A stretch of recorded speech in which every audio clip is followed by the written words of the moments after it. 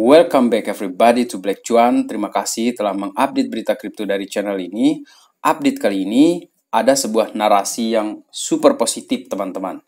Memang selama beberapa hari ini saya mengupdate berita itu sesuai dengan fakta di lapangan ya. Dengan apa yang terjadi dengan kondisi market kita, banyak sekali berita-berita negatif, tetapi kali ini teman-teman, saya merasa tertrigger di sini ya karena ada semangat positif, narasi yang positif hadir kali ini teman-teman, dan ini dari Nayib Bukele ya, presiden dari El Salvador. Di sini dia mengupdate ini dari Twitternya dia tadi siang ya, sekitar jam 1:28 PM ya, setengah 2 tadi itu. We are buying 1 Bitcoin every day starting tomorrow. Jadi mulai besok ini mereka akan membeli Bitcoin setiap hari. Dan ini langsung direspon oleh Justin Sun di sini ya. Dan saya kutip di sini, dia bilang, "We echo Nayib Bukele's initiative in buying Bitcoin daily." Jadi kami ini akan menggemakan inisiatif atau inisiasi dari Nayib Bukele ini setiap hari. Dan kita juga akan mulai beli Bitcoin setiap hari. Starting tomorrow, dimulai dari besok. Kemudian semangat positif ini masih juga berkembang teman-teman ke orang lainnya di sini. Salah satunya adalah Tajuk Kripto di sini ya. Dan dia mengkomen di Twitternya Nayib Bukele ya. Ketika semakin banyak orang komplain ya tentang drop harganya Bitcoin, tetapi untuk orang-orang yang tahu value-nya Bitcoin, tahu nilainya Bitcoin, itu pasti sekarang ini sedang sibuk untuk mengakumulasi Bitcoin tersebut, teman-teman. Bahkan ketika bear market seperti ini, orang-orang yang visioner ini, yang tahu value Bitcoin ini, terus saja membeli Bitcoin karena mereka percaya adopsi Bitcoin ke depannya itu akan semakin besar dan pergerakannya juga akan semakin besar. Itu dikatakan oleh si Tajuk Kripto di sini. Kemudian dari Bitcoin Archive di sini ya, salah satu influencer Bitcoin di Twitter ya, yang juga saya ikuti, dia katakan juga sama. Dia mengeko lagi, dia menggemakan lagi apa yang dikatakan oleh si Nayib Bukele. Kemudian dari Indonesia ada Kapten Kripto 707. Dia juga kasih eko yang bagus, kasih gema yang bagus. Dia announce lagi di Twitternya dia mengenai Presiden Nayib Bukele dan Justin Sun mulai besok bakal beli 1 BTC setiap hari, teman-teman.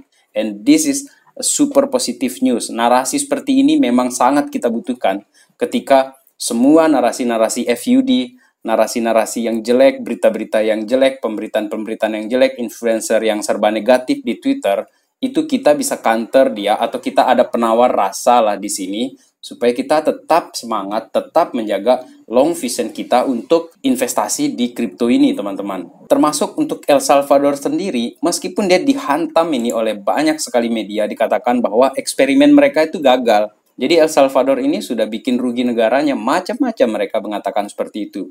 Ini gagal. Tetapi dengan keluarnya tweetsnya dia di kala kita ini sedang dihantam ketakutan, fear kita ini, Nayib Bukele datang dengan secerca harapan. Dia katakan di sini, "We are buying 1 Bitcoin every day starting tomorrow." Dan ini men-trigger banyak juga akun-akun besar lainnya untuk meretweet apa yang dia katakan oleh dia. Dan inisiasi dari dia ini saya berharap ya semoga ini akan menyebar secara positif ke orang-orang lainnya, sehingga apa yang dikatakan oleh Justin Sun juga di sana, kalau tidak bisa $1.000, $10, $1, coba beli Bitcoin. Bayangkan ada berapa orang di ekosistem kripto ini akan membeli Bitcoin, seperti itu katanya dia.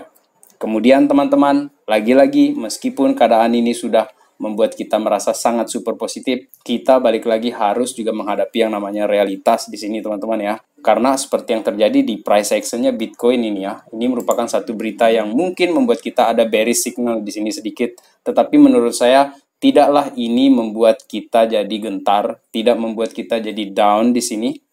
Karena ada Bitcoin miners yang mendump ya, menjual 7.700 Bitcoinnya dalam 1 minggu, teman-teman. Dan ini menurut saya sangat normal menurut saya, dan bukan sebuah ketakutan juga ini menurut saya, karena para miners ini ya, ini kan miners yang menjual Bitcoinnya, teman-teman. Mereka ini juga butuh uang, butuh juga biaya produksi, bayar listrik segala macam, bayar karyawan segala macam, dan menurut saya ini sangat normal. Dan ketika mereka menjual seperti ini, ya memang ada penurunan ataupun kemungkinan Bitcoin itu tidak bisa tembus ke 17.000 karena ada aksinya mereka ini menjual Bitcoin. Dan menurut saya ini masih normal. This is not the end of the world, orang bilang seperti itu ya. Kemudian mengenai outlook saya mengenai Bitcoin ataupun altcoin secara umum, teman-teman ya. Di sini memang seharusnya kita itu sudah mulai mengamankan aset kita itu ke aset yang lebih stabil seperti Bitcoin ataupun altcoins-nya yakni Ethereum ya. Tetapi menurut saya ya, untuk saya di sini yang plankton di sini, scarcity itu memang sangat penting, teman-teman. Tetapi ada tetapinya di sini. Pilihan itu balik lagi ke kita sendiri, teman-teman. Untuk saya pribadi di sini, saya juga memilih selain Bitcoin dan Ethereum yang saya akumulasi sedikit demi sedikit, teman-teman. Karena saya plankton di sini, saya harus akui itu. Untuk di 10 besar itu, teman-teman, saya tetap memilih XRP dan Cardano. Karena di sini ada 2 Ethereum killer yang di uploadan saya sebelum ini. Itu 2 Ethereum killer, Luna dan Solana, sudah terlempar keluar. Dan untuk sekarang ini, yang bertahan dari dulu ini, dari 2018, bahkan sampai 2021 ini, ya keluar masuk oke lah, tetapi dia berhasil saja dia kembali lagi masuk ke 10 besar dengan kondisi bear market ataupun bull market, yakni si XRP dan Cardano ini. Ada si koin-koin lainnya, kita kecualikan stable coin. Ada koin lain seperti Bitcoin, Ethereum, ataupun pendatang lainnya seperti BNB yang betul-betul steady dia di peringkat 3, peringkat 5, peringkat 4 seperti itu. Tetapi untuk saya yang melihat peluang di sini, teman-teman, saya pribadi di sini, dan ini bukan mengajak kalian, tidak ada niat saya mengajak kalian di sini. Saya memilih XRP, Cardano itu sebagai alternatif menabung saya di kripto ini, teman-teman. Kemudian alasan saya di Cardano ini sebenarnya sudah banyak ya, saya mengupload berita tentang Cardano, jadi silakan teman-teman pergi ke playlistnya Black Cuan di sana. Jadi ada sesi untuk playlist Cardano di sana, kemudian ada juga playlist untuk XRP di sana. Dan untuk update-nya dia sekarang ini di tanggal 17 November ini ya, Cardano price prediction, karena volume transaksi di Cardano ini sudah 300 juta ini volumenya dia, dan ada katanya dia di sini ADA to $3 soon. Apakah ini benar, teman-teman? Menurut saya dengan kondisi bear market seperti ini agak sulit untuk membayangkan $3 secepat itu, teman-teman. Tetapi banyak hal di dalam dunia kripto ini bisa terjadi dan kita tidak expect kadang-kadang seperti itu ya, teman-teman ya. Tetapi untuk Cardano di sini saya masih yakin ya, karena Wells di sini masih bullish tentang Cardano, masih mereka mengakumulasi Cardano seperti dikatakan oleh sentiment di sini ya. Untuk Cardano ini sekarang ini jumlah address yang masuk ke Cardano ya, sebelumnya itu adalah 130.000 address yang hold 10.000 sampai 100.000 tokens Cardano ADA ya. Dan sekarang ini sudah ada pertambahan 134.000 address. Jadi nambah terus addressnya ini, teman-teman. Jadi nambah terus orang-orang yang masuk sebagai pemegang Cardano dengan total ya 10.000 sampai 100.000 tokens ADA, teman-teman. Kemudian ditambah lagi dengan update terbarunya Cardano di sini, dia ada kerjasama, ini ada partnership dengan top European cryptocurrency exchange, dan di sini namanya itu adalah ini nih, Whitebit Crypto Exchange ya. Jadi Cardano ini semakin saja melebarkan sayap di tengah bear market, teman-teman. Dan buat saya ini positif buat Cardano, meskipun keadaan market ataupun harganya Cardano ini ya lagi tiarap-tiarap, nggak apa-apa. Kemudian yang kedua di sini altcoins yang saya jadikan pilihan ya, teman-teman ya. Selain Cardano, di sini ada XRP, teman-teman. XRP ini ODL-nya dia ya, on demand liquidity-nya itu spends worldwide. Jadi saya ingin investasi saya meskipun kecil, teman-teman, meskipun kecil, saya ingin investasi saya berada di proyek-proyek yang sibuk, dia tetap saja sibuk membangun meskipun keadaan bear market. Seperti yang terjadi di Ripple ini, XRP ya.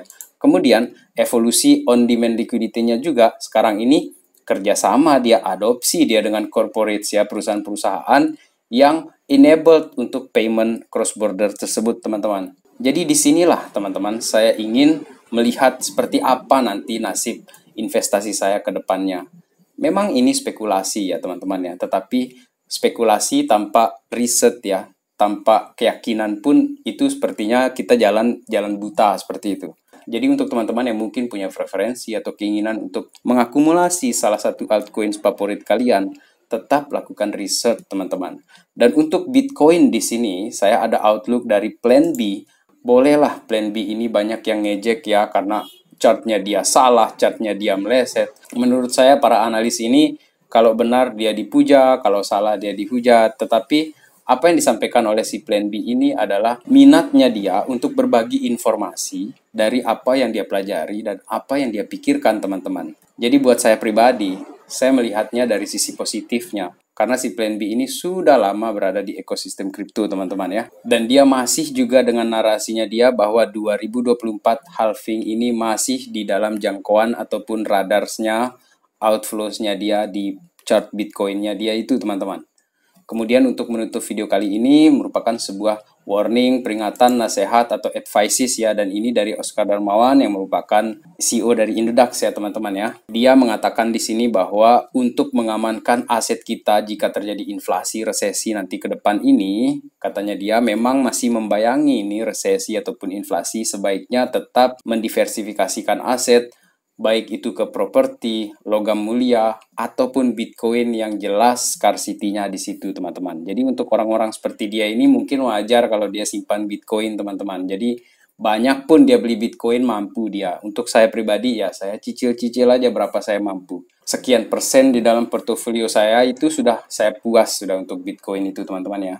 Tetapi untuk Cardano dan XRP saya berharap bisa terus nabung dulu sampai nanti di bulan 2024 saya akan lihat berapa nanti dia harganya, berapa returns-nya. Seperti itu semangat super positif yang ditularkan oleh Nayib Bukele dengan tweet singkatnya itu, teman-teman. Dan saya berharap semakin banyak orang yang men-tweet dengan super positif seperti itu, membagikan energi positifnya supaya kita bisa bangkit ini, pasar ini, ekosistem ini, dan kita bisa melihat perubahan di portofolio kita. Baik teman-teman, sekian updatean video kali ini. Terima kasih telah menonton. Salam Black Cuan.